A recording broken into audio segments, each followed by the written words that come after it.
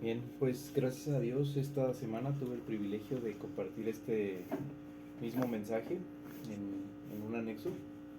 Alrededor de 40 hombres escucharon este mensaje.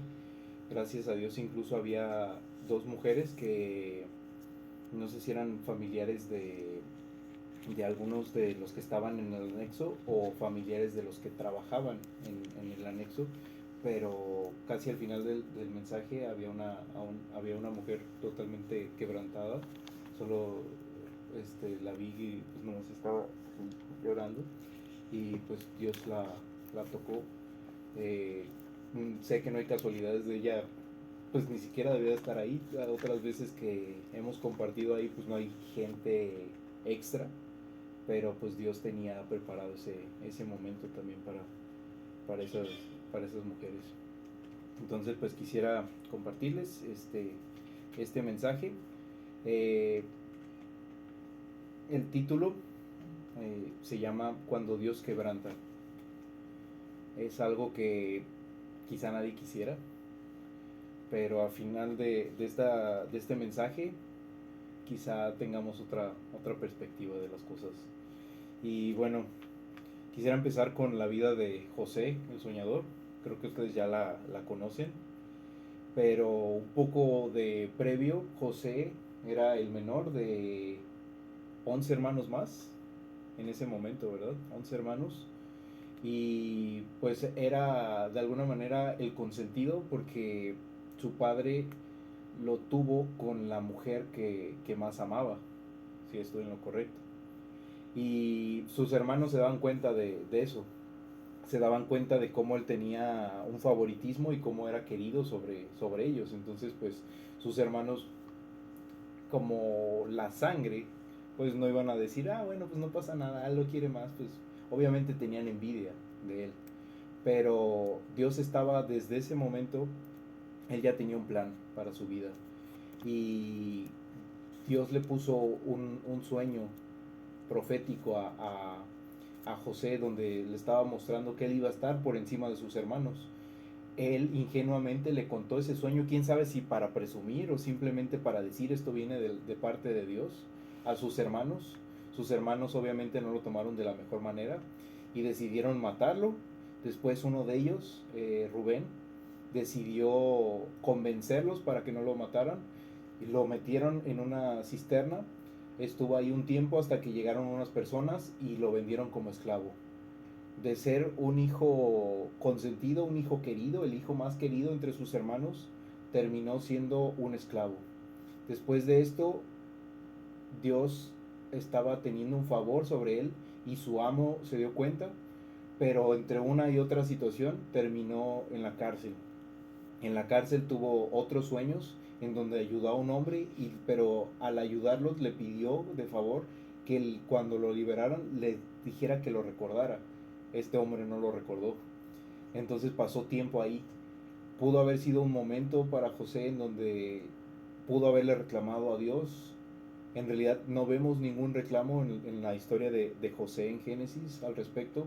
Previo a esto, de por qué estuvo encarcelado, fue encarcelado por hacer lo correcto. Llega la esposa de... Era, era Potifar, sí era, creo que Potifar. Era una esposa, era una mujer muy bella. Pues estos hombres de poder del reino, pues tenían las mujeres más bellas.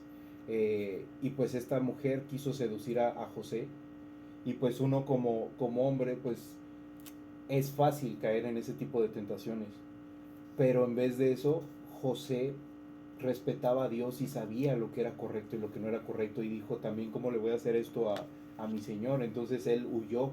La mujer tergiversa la historia y dice que José fue quien lo intentó atacar y por eso es que terminó en la cárcel.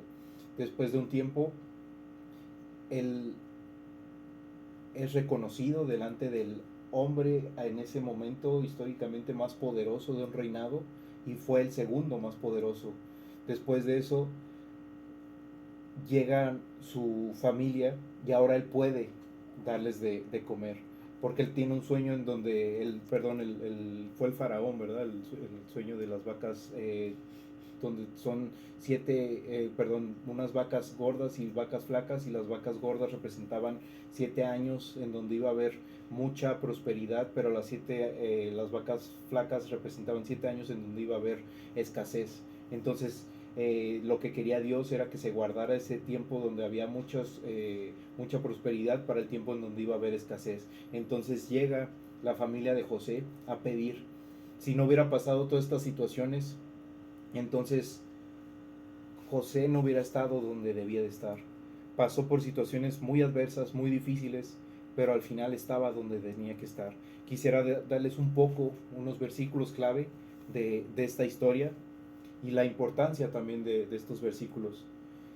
Voy a ir leyendo un poco rápido, pero empezamos con Génesis 37, 5 al 7, y dice: este fue el llamado y la visión en el sueño de José. Y soñó José un sueño, y lo contó a sus hermanos, y ellos llegaron a aborrecerle más todavía. He aquí que atábamos manojos en medio del campo, y mi manojo se levantaba y estaba derecho, y que vuestros manojos estaban alrededor y se inclinaban al mío. Dios le revela el sueño a José, un sueño profético, o sea, de parte de Dios. Pero en ese momento José no entendía, y tampoco entendía cómo se iba a cumplir. Pero incluso aunque no sabía cómo se iba a cumplir, él estaba seguro que venía de parte de Dios. Y muchas veces nosotros podemos tener un sueño, una visión, alguna cosa que es de parte de Dios, y muchas veces vamos a pensar que nos la va a mostrar de la mejor manera, casi con un globo y envuelto en un regalo, y ábrelo y aquí está tu regalo y aquí tienes, y perfecto, claro que sí, yo me lo llevo. Pero los planes de Dios, como dice su palabra, no son para mal, son para bien. Pero Él nos va a moldear incluso en las situaciones más difíciles, en las circunstancias más adversas. Él va a trabajar en nuestra vida. Y bueno, lo siguiente es Génesis 37, 28, el rechazo y la traición. Y cuando pasaban los madianitas, mercaderes, sacaron ellos a José de la cisterna, y le trajeron arriba y le vendieron a los ismaelitas por 20 piezas de plata, y llevaron a José a Egipto. Dios permitió el dolor y el rechazo para mover a José hacia el lugar de su propósito, donde iba a ser llamado. Porque José quizá pensó que todo eso que tuvo en ese sueño iba a ser ahí, bien tranquilo, bien relajado. Pero no, muchas veces Dios nos va a mover de donde estamos para un propósito más grande. Y lo movió a Egipto. Y en ese momento pareciera que era una pérdida, pero era parte del diseño y el propósito de Dios. Después, en Génesis 39, 2 al 3 dice: José prosperó en medio del quebrantamiento. Y esta parte es clave, que Dios va a moldear nuestro corazón, Dios nos va a quebrantar. Quisiera decirles el significado de quebrantamiento, o por qué es importante el quebrantamiento. Una persona reconoce su necesidad de Dios, abandona el orgullo y permite que Dios moldee su vida. Es como si el corazón, al ser roto, se volviera más suave para ser transformado. Dios no va a trabajar con un corazón duro, o al menos va a comenzar a trabajar con un corazón duro, pero no lo quiere dejar así, de esa manera.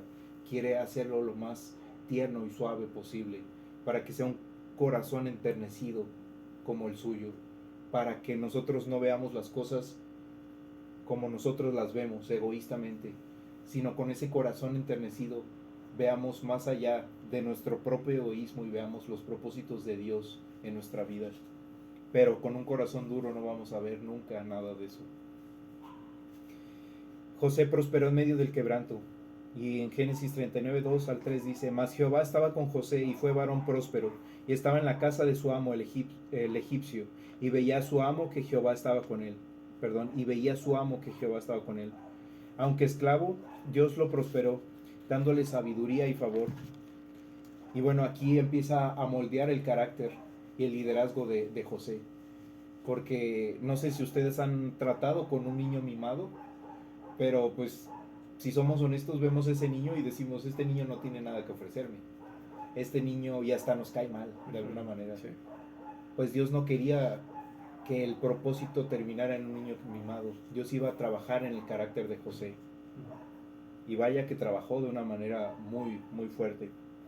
Después viene la integridad bajo la prueba. En Génesis 39, 9, en la parte donde la mujer de Potifar trata de seducir a José y José huye, Dice, ¿cómo pues haría yo este grande mal y pecaría contra Dios? José fue un hombre íntegro y frente a la tentación él huyó. Demostró madurez espiritual y fidelidad ante Dios. Incluso algo muy importante, que nadie lo estaba viendo. Solamente estaba la mujer de Potifar y José. Hubiera sido muy fácil haber caído. Y quizá esa mujer decía, ok, este es nuestro secreto y nadie lo va a saber, no te preocupes. Pero él fue un hombre íntegro. Incluso aunque no había absolutamente nadie más, de todos modos él se mantuvo fiel. Y es algo muy importante, que no importa si hay un salón lleno de personas, un salón con 5 personas, o estamos en un lugar como aquí, solamente 3 personas, o estamos solamente nosotros y Dios. Tenemos que ser las mismas personas, tenemos que ser íntegros, porque nuestra verdadera realidad como seres humanos, o donde somos más visibles nuestra naturaleza, es cuando estamos solos. Y es cuando más tenemos que estar tomados de la mano de Dios, siendo íntegros en cada momento. Y eso humanamente es imposible. Pero es cuando nosotros tenemos que rendirnos a la voluntad de Dios en nuestra vida, permitir que el Espíritu Santo sea el que crezca y nosotros seamos los que menguemos. El silencio y la espera en prisión. En Génesis 40:23 podemos ver, y el jefe de los coperos no se acordó de José, sino que lo olvidó. Él había dicho, por favor acuérdate de mí, cuando le ayudó al revelarle ese sueño, y no lo hizo. Y él estuvo en silencio, en prueba. Quizá él clamó a Dios y seguía en la cárcel, y quizá él le dijo a Dios, oye, pero yo estoy haciendo lo correcto, ¿por qué sigo en la cárcel? ¿Por qué no me ayudaron? ¿Qué pasó? Y muchas veces en nuestra vida llegamos a tener esos pensamientos o esas oraciones en donde le decimos a Dios, yo estoy haciendo todo bien, ¿por qué no me ayudas, Señor? ¿Por qué cuando te estoy siendo más fiel es cuando peor me está yendo? Salud. Gracias. Y quizá esto fue una de las oraciones de José. Y aunque José fue justo y sirvió fielmente, Dios permitió este olvido. El olvido fue un tiempo de espera y humildad donde José fue preparado en lo oculto. Muchas veces Dios nos va a preparar en los momentos más oscuros de nuestra vida. En Génesis 41:16, Dios exalta a José en el tiempo perfecto. Y eso es la palabra clave, el tiempo perfecto. Nuestros tiempos no son perfectos, nuestros caminos no son sus caminos. Y si nosotros lo hacemos antes, algo que Dios nos está preparando, vamos a hacerlo incorrectamente, o no lo vamos a valorar, o vamos a desperdiciar, o se nos va a ir la oportunidad. Si lo hacemos después, es muy tarde. Pero los tiempos perfectos de Dios es cuando Dios más se va a manifestar y más va a actuar, y de mejor manera, y donde sus propósitos se van a alinear en nuestra vida. José ya no se atribuye nada a sí mismo, ha aprendido a depender totalmente de Dios, ahora está listo para liderar con sabiduría. Ahora ese niño mimado se ha convertido en un líder, siendo el segundo después de la persona más poderosa del mundo en ese tiempo. Y dice en Génesis 41:16, respondió José a Faraón diciendo, no está en mí, Dios será el que dé respuesta propicia a Faraón. Después en Génesis 45:7-8 se ve el propósito revelado en el dolor. Muchas veces quisiéramos que Dios nos dijera por qué está haciendo las cosas, o simplemente sepamos cuál es el final. Pero Dios no nos va a decir todas las cosas a las que vamos a pasar. Él simplemente nos va a decir, tú estás en el punto A, este es el punto B. ¿Cómo vas a llegar al punto A al punto B? Dios no lo va a revelar, por muchas razones, entre ellas, si lo supiéramos quizá no quisiéramos ir. En Génesis 50:20 podemos ver cómo Dios transforma todo para bien. Vosotros pensasteis mal contra mí, mas Dios lo encaminó a bien, para hacer lo que vemos hoy, para mantener en vida a mucho pueblo. Esto se lo dijo a sus hermanos. Después de que su padre había fallecido, sus hermanos pensaron que ya no iba a tener esos buenos tratos hacia ellos. Pero José había cambiado completamente. Quizá en ese proceso sí hubo mucho tiempo de enojo, mucho tiempo de reclamo hacia Dios, mucho tiempo de frustración, muchos tiempos difíciles. Pero al final, del punto A al punto B, este era un nuevo José, totalmente transformado, que estuvo dispuesto a perdonar a sus hermanos, esos hombres que sin tentarse el corazón aventaron a su propia sangre y lo mandaron a un lugar en donde ni siquiera sabían si iba a sobrevivir o no, como un esclavo. Pero él les dice: vosotros pensasteis mal contra mí, mas Dios lo encaminó a bien para hacer lo que vemos hoy, para mantener en vida a mucho pueblo. Este versículo es uno de mis versículos favoritos de toda la Biblia, porque muestra cómo Dios encamina absolutamente todo, lo bueno, lo malo, lo adverso, lo negativo, las tormentas, los momentos de paz, lo que queremos, lo que no queremos, todo lo encamina para su bien y para su gloria y para sus propósitos perfectos. Y podemos ver cómo se encuentra actualmente la sociedad, cómo podemos ver los momentos más oscuros, pero aún así Dios está trabajando y Dios va a encaminar todo para su gloria. Al final José reconoce que Dios usó incluso la traición de sus hermanos para cumplir su plan perfecto. Si somos honestos, nosotros quisiéramos evitar el sufrimiento, quisiéramos evitar el dolor, quisiéramos quizá que simplemente fuera algo, como hablábamos anteriormente, un botón que podemos prender y apagar al gusto. Pero Dios está ahí en esos momentos.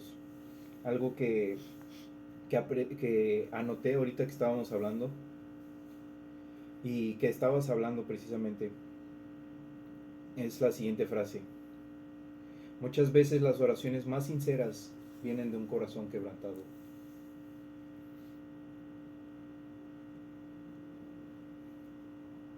Los momentos más difíciles de mi vida,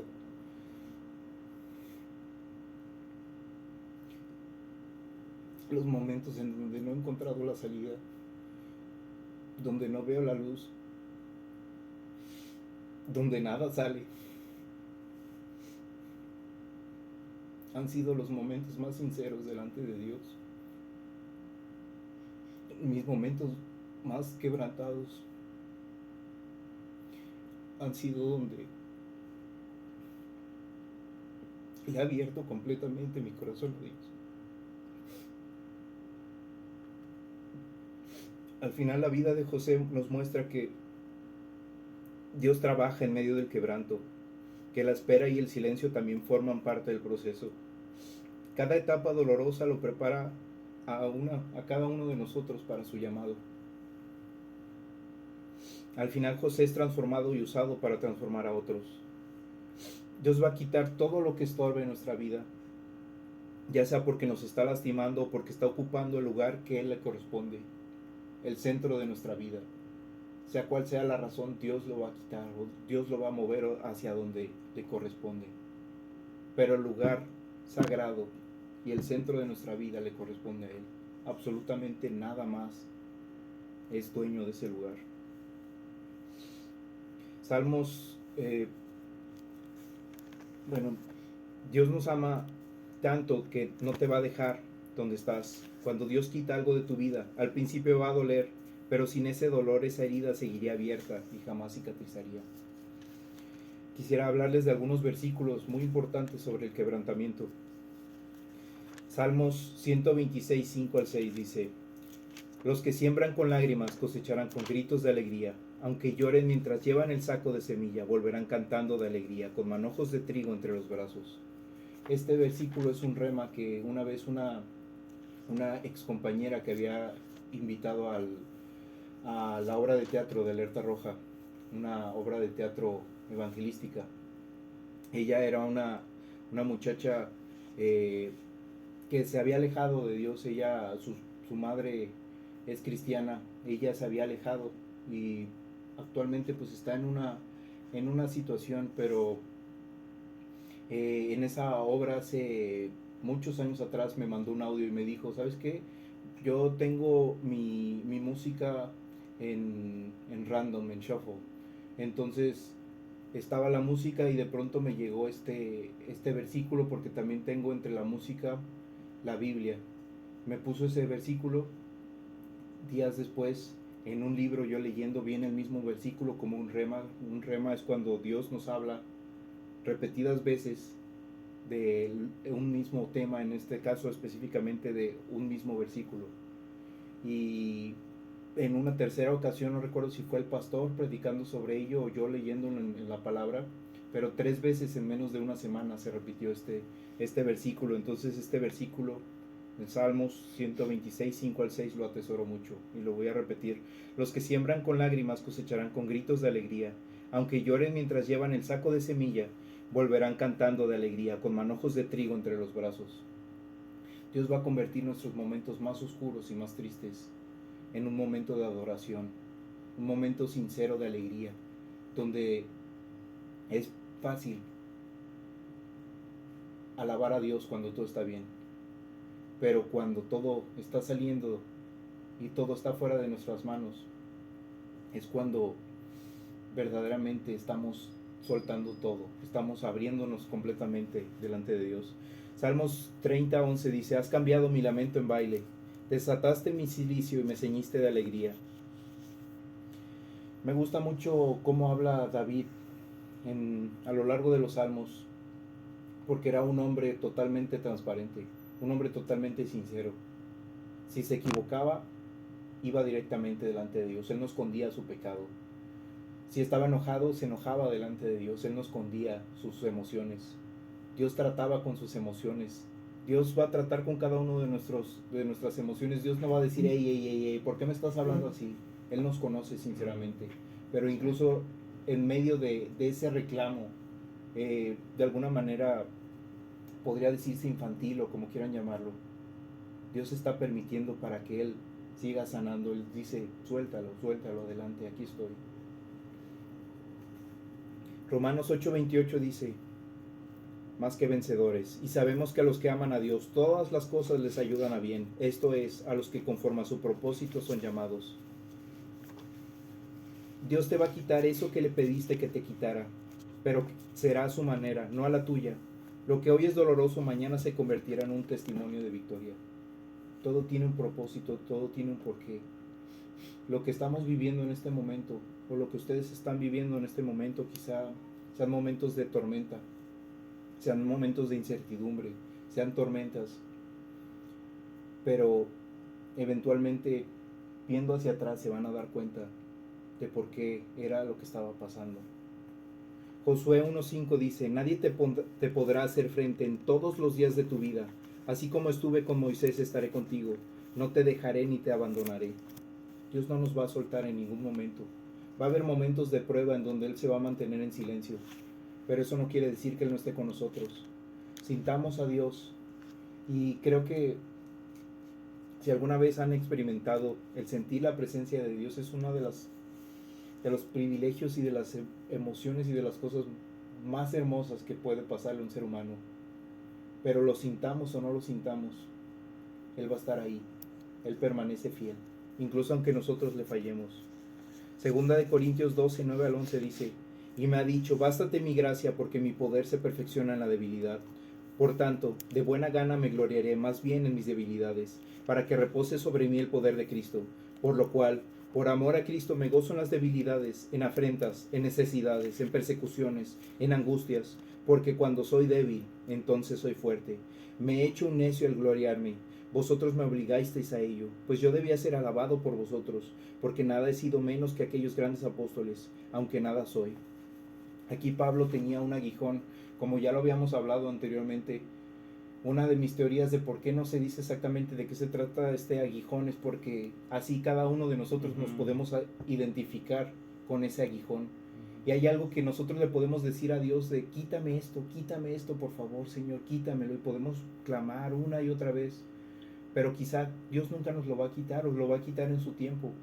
Pero Dios nos dice algo más importante: bástate mi gracia, porque mi poder se perfecciona en tu debilidad. Cuando somos débiles es cuando verdaderamente somos fuertes. Cuando llega nuestro límite es cuando llega verdaderamente el poder de Dios. Y el poder de Dios no tiene límites. Nuestra fuerza, nuestra capacidad, nuestra mente es finita, pero el poder de Dios es infinito, es ilimitado. Y es donde nosotros nos tenemos que tomar, pero tenemos que ser humildes. Tenemos que tirar a la basura el orgullo y decir: yo no puedo, Señor, te necesito. Cuando pierdes todo y te das cuenta que lo único que tienes es a Cristo, tomándote de la mano, entonces podrás ver lo que tienes. Y es que tienes todo. Isaías 40, 29 al 31 dice: Él da esfuerzo al cansado y multiplica las fuerzas al que no tiene ningunas. Los muchachos se fatigan y se cansan, los jóvenes flaquean y caen. Pero los que esperan a Jehová tendrán nuevas fuerzas, levantarán alas como las águilas, correrán y no se cansarán, caminarán y no se fatigarán. Dios va a estar ahí en ese proceso, dándonos nuevas fuerzas. Cuando más alto se levantan las águilas y las aves, es cuando tienen un viento en contra. De otra manera no van a volar. Si el viento está del mismo lado, no van a poder volar. Es el viento en contra lo que hace que las águilas se eleven. Salmo 34, 18 dice: cercano está Jehová a los quebrantados de corazón y salva a los contritos de espíritu. Seamos sinceros delante de Dios y permitamos, por más difícil que suene, que Dios quebrante nuestro corazón. Y Dios va a estar ahí con nosotros. Cercano está a los quebrantados de corazón. Salmo 51, 17. Los sacrificios de Dios son el espíritu quebrantado, al corazón contrito y humillado no despreciarás tú, oh Dios. Muchas veces podemos tratar de agradar a Dios con nuestras palabras, pensar que si decimos las palabras adecuadas Dios nos va a escuchar. Oh Santísimo Señor, oh Rey de Gloria. Y no se trata tampoco de decir que eso es incorrecto. Él es el Rey de Reyes y Señor de Señores. Él es el Alfa y el Omega, Él es el principio y el fin. Él es nuestro Salvador. Pero tenemos que decirlo de una manera, con un corazón sincero, no simplemente decirlo porque pensamos que eso es lo que va a agradarle a Dios. Él lo que busca es un corazón quebrantado, un espíritu quebrantado y contrito. Isaías 57:15 dice: porque así dijo el alto y sublime, el que habita en la eternidad y cuyo nombre es el Santo: yo habito en la altura y la santidad, y con el quebrantado y humilde de espíritu, para hacer vivir el espíritu de los humildes y para vivificar el corazón de los quebrantados. Isaías 66:2 dice: mi mano hizo todas estas cosas, y así todas estas cosas fueron, dice Jehová, pero miraré a aquel que es pobre y humilde de espíritu, y que tiembla a mi palabra. Otros versículos de cómo Dios levanta y restaura. Salmos 147:3. Él sana a los quebrantados de corazón y venda sus heridas. Dios no nos va a dejar de esa manera.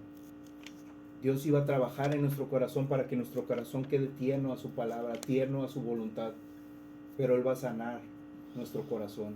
Él va a estar ahí, tomándonos de nuestra mano. Y nosotros apoyándonos de esa mano con hoyos de los clavos que fueron hechos por amor cada día de nuestra vida, porque Él no quiere que simplemente suframos por sufrir, pero Él le da propósito incluso al sufrimiento. Primera de Pedro 5:10 dice: mas el Dios de toda gracia, que nos llamó a su gloria eterna en Jesucristo, después que hayáis padecido un poco de tiempo, Él mismo os perfeccione, afirme, fortalezca y establezca. Un poco de tiempo. Dios no nos va a tratar de esa manera o trabajar esa área de nuestra vida para siempre. Una vez que hayamos aprendido, una vez que hayamos logrado el propósito que tiene, de ahí en adelante es otro camino. Segunda de Corintios 4:8-9 dice: que estamos atribulados en todo, mas no angustiados, en apuros, mas no desesperados, perseguidos, mas no desamparados, derribados, pero no destruidos. Esa capacidad de Pablo para ser positivo en los momentos más adversos no era una capacidad humana, era porque él se rendía a su Señor en cada momento de su vida. Si nosotros nos rendimos completamente a nuestro Dios, no importa lo que esté pasando, no importa las circunstancias más adversas, Dios nos va a dar una actitud positiva en medio de la tormenta. Salmos 34:18 dice: cercano está el Señor, Isaías 61:1 dice: el Espíritu del Señor Dios está sobre mí, porque me ha ungido el Señor para traer buenas nuevas a los afligidos, me ha enviado para vendar a los quebrantados de corazón, para proclamar libertad a los cautivos y liberación a los prisioneros. Esto fue escrito cientos de años antes de que viniera nuestro Señor Jesucristo. Y nuestro Señor Jesucristo después vino a leer exactamente este mismo versículo, pero hablándolo en primera persona, sabiendo que Él era esa profecía cumplida. Y Él vino a vendar a los quebrantados de corazón. Y yo, y creo que cada uno de ustedes, si son sinceros, sabemos que nosotros somos esos quebrantados de corazón, que necesitamos cada día la ayuda de nuestro Señor.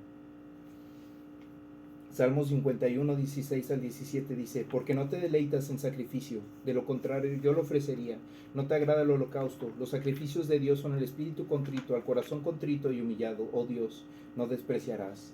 Este es el versículo que había leído anteriormente, pero creo que es importante volverlo a leer porque es tan lleno de profundidad. Y bueno, quisiera, parte previo al cierre, contarles una historia que quizá ustedes ya habían leído. Sé que mi hermana ya lo había leído, escuchado anteriormente, y es la historia de la mariposa. Esta es una historia ficticia, pero tiene un punto muy importante, y es al que quisiera llegar con este mensaje, previo a, bueno, una última parte antes del cierre. Permítanme nada más un momento.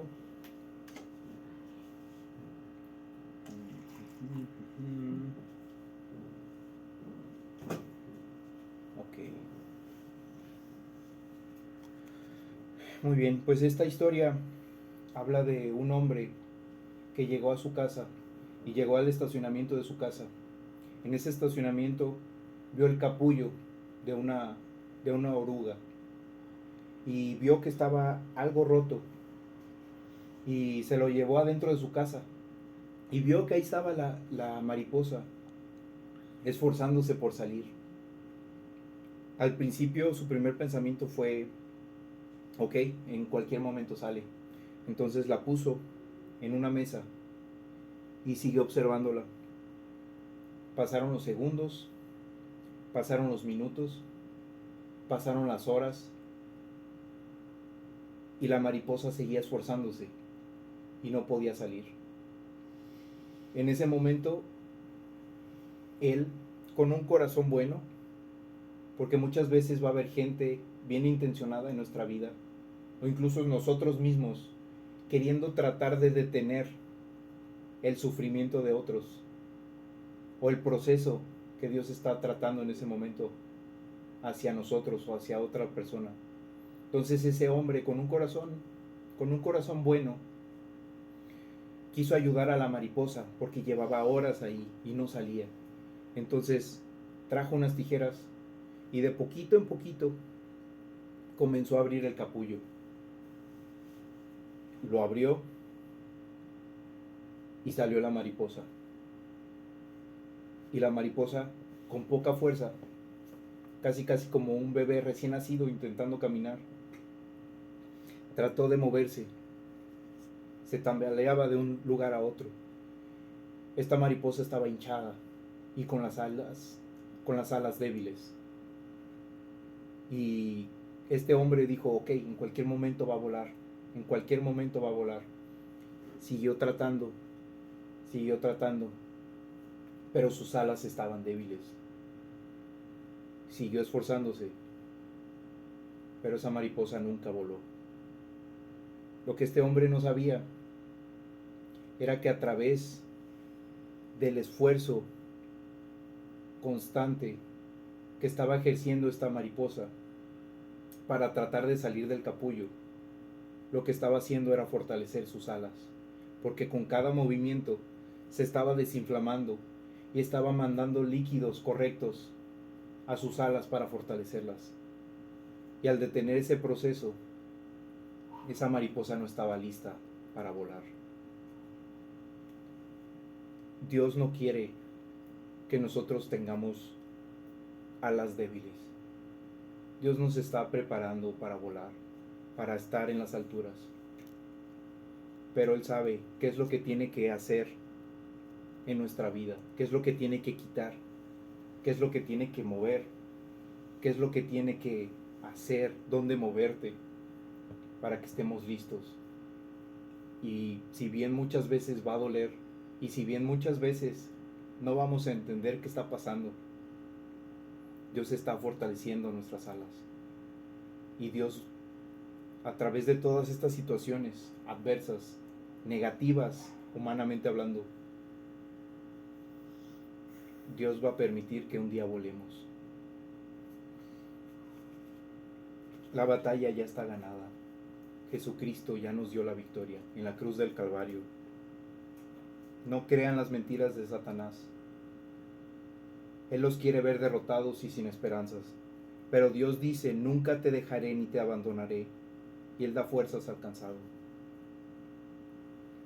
Uno de los peores lugares en los que nosotros podemos estar es la zona de confort. Ese es el peor lugar donde podemos estar. Dios nos quiere quitar completamente de ese lugar. Quiere que sigamos caminando de victoria en victoria. Y va a haber muchas veces donde va a haber aflicción, como su palabra lo dice. En el mundo tendréis aflicción, pero confiad que yo he vencido al mundo. Tenemos que entender que Dios no nos va a liberar de este mundo, de las situaciones, de las adversidades, pero sí que Él va a estar con nosotros hasta el fin del mundo. Las batallas se ganan de rodillas y con un corazón moldeable dispuesto a ser quebrantado. El músculo solamente crece bajo presión. Deuteronomio 31:8 dice, y Jehová va delante de ti, Él estará contigo, no te dejará, ni te desamparará, no temas, ni te intimides. Antes de finalizar este mensaje, quisiera mostrarles 5 puntos que encontré precisamente sobre esto, de por qué Dios no nos muestra la fotografía completa, por qué Dios no nos muestra cuál va a ser el resultado de lo que estamos pasando. Esto está en inglés, pero de cualquier forma se los voy a leer tal cual para ahorrarnos un poco de tiempo. El primer punto dice, one day you'll realize the silence was a strategy. You look back and see that what confused you was actually protecting you. God's delays weren't denials. They were part of His preparation. The silence wasn't empty. It was intentional. En Eclesiastés 3:11 dice, He has made everything beautiful in its time. Y eso es algo clave, es en sus tiempos. Faith grows most in uncertainty, not clarity. The most powerful version of your faith isn't built when everything makes sense. It's built when nothing makes sense, and you still trust Him. God doesn't grow faith through explanations. He grows it through experience. The testing of your faith produces perseverance. James 1:3. God knows when you're not ready to see the full picture. Imagine if Joseph knew he'd be betrayed. Curiosamente, pues es el mismo personaje. Imprisoned and forgotten before becoming a leader. He might have quit. God reveals things at the pace your character can handle them. You do not realize now what I'm doing, but later you will understand. John 13:7. Este versículo me gusta mucho y les está diciendo Jesús a sus discípulos, en este momento no saben lo que está pasando, pero más adelante lo van a entender. Igualmente eso le pudo haber dicho o revelado a José. Ahorita no sabes lo que está pasando, pero más adelante lo vas a entender. ¿Y qué es lo que pasa? Que a través de ese encubrimiento fueron adoptados de alguna manera la familia de José, que en ese momento eran los 12 hijos de Israel, pero esa se iba a convertir en las 12 tribus de Israel, que esa tribu de Israel se iba a convertir en una nación poderosa, protegidos por Egipto, porque por su cuenta quizá iban a morir, pero protegidos por Egipto. Después, más adelante, eso que fue una protección, después se convirtió en una adversidad, porque Dios va a trabajar con todo y puede que una cosa que en un momento sea una bendición, después sea una cosa que tengamos que dejar o que huir.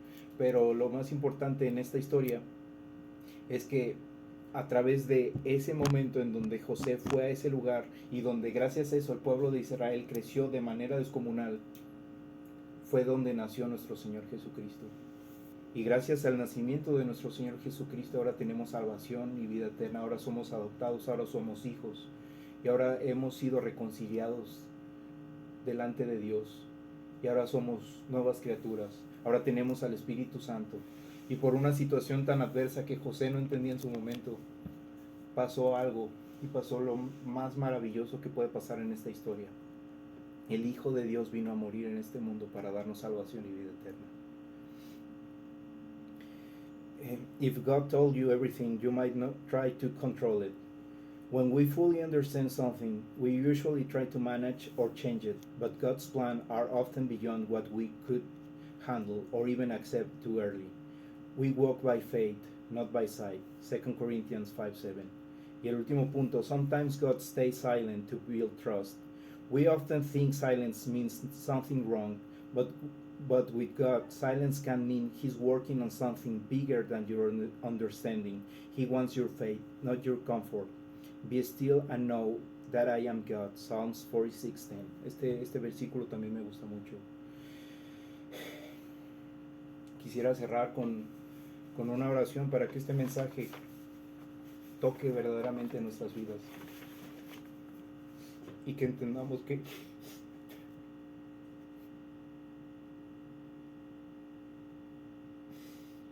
Dios tiene el control y que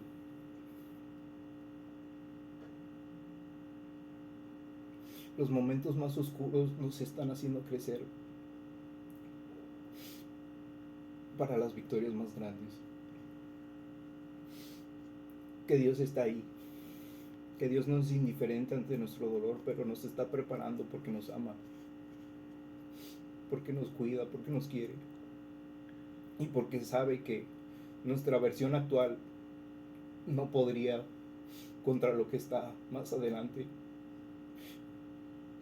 pero nuestra versión mejorada, que está en busca de ser a la altura del varón perfecto, va a estar ahí, valiente como David en medio de un gigante, pero reconociendo que no es en nuestras fuerzas, sino en el poder de Dios.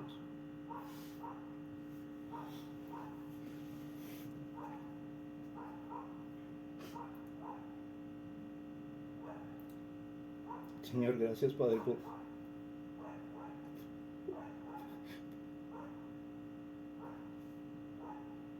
por el quebrantamiento, Señor. Señor, no es algo que queramos o que busquemos, Señor, pero tú estás cerca de un corazón quebrantado y humillado delante de ti, un corazón contrito, Padre. Ayúdanos, Señor, a ser sinceros contigo, Padre, a abrirnos completamente ante ti, Señor, ir ante el trono de tu gracia para hallar misericordia y el oportuno socorro. Ayúdanos a ser transformados, Señor, porque tú no quieres, Señor, que seamos personas débiles, incapaces, Padre, sino quieres que seamos más que vencedores en Cristo. Quieres que seamos nuevas criaturas, quieres que seamos transformados cada día, que transformemos nuestra mente, que transformemos nuestro espíritu, que trabajemos cada día buscando estar a la altura del varón perfecto, pero no en nuestras manos, sino que nosotros menguemos para que tú, Señor, crezcas en nosotros a través de tu Santo Espíritu, Señor Jesús. Muéstranos hacia dónde caminar, Señor Jesús, aunque a veces no sepamos hacia dónde vamos, Señor, porque está oscuro, Padre.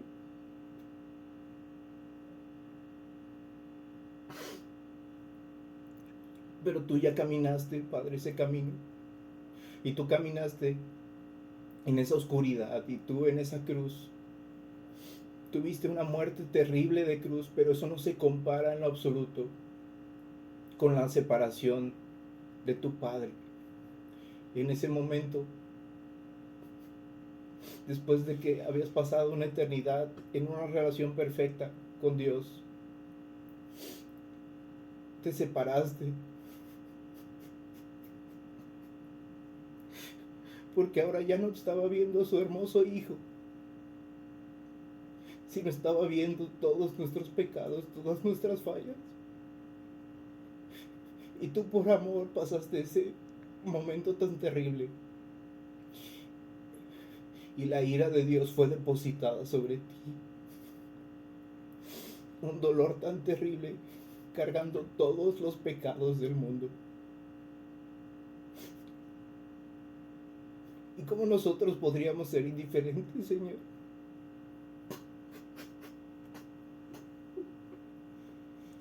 Ante un amor tan grande que no se puede explicar. Un amor inmenso, infinito. Y tú sabías, Señor, cuántas veces te íbamos a fallar.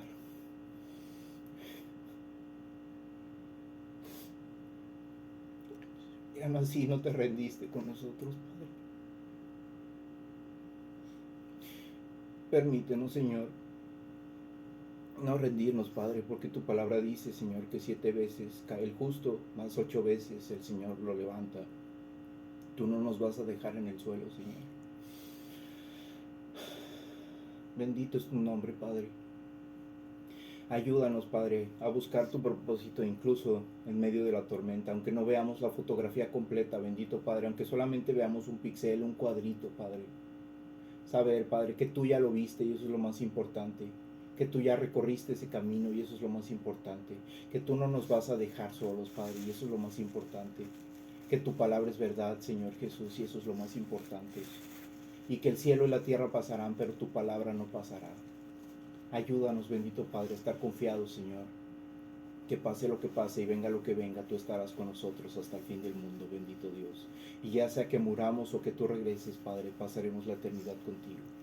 Mientras tanto, Señor Jesús, permítenos, Señor, ser siervos fieles a ti, Señor.